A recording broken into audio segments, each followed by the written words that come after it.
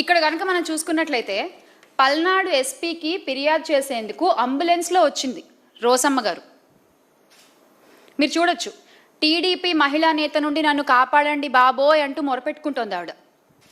Collector ఎస్పీకి వృద్ధురాలు వినతి పత్రం అందించి ఆమె ఎకరంన్నర స్థలం దురాక్రమణకు మహిళా నేత దౌర్జన్యం చేస్తున్నారు అంటూ ఆవేదన వ్యక్తం చేస్తే అసలు ఆమెని పట్టించుకున్న వాళ్ళు లేరు ఈ రోజున. అంటే ఇలాంటి న్యూస్లు నిజంగా జరిగితే కూడా ఇవన్నీ ఒక సాక్షి పేపర్లోనే ఎందుకు వస్తున్నాయి, మిగతా పేపర్లో ఎందుకు రావట్లేదు? ఈ న్యూస్ అబద్ధం కాదు, ఆమె ఆవేదన అబద్ధం కాదు, మరి ఒక్క సాక్షి మాత్రమే ఎందుకు నిస్సహాయాల పక్కన అభాగ్యుల పక్కన నిలబడి ప్రశ్నిస్తోంది ఈ రోజున?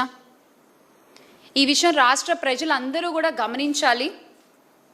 ఎందుకు అంటే మొన్నటికి మొన్న శ్రీకాకుళం జిల్లా ఆముదాలవలసకు చెందిన టీడీపీ ఎమ్మెల్యే రవికుమార్ గారు మహిళా ఉద్యోగుల్ని వేధించిన సంగతితో పాటు ఇలాంటివి రాష్ట్రంలో ప్రతిరోజు కోకొల్లలు జరుగుతున్నాయి.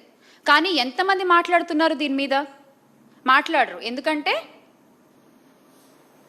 Yellow media mafia.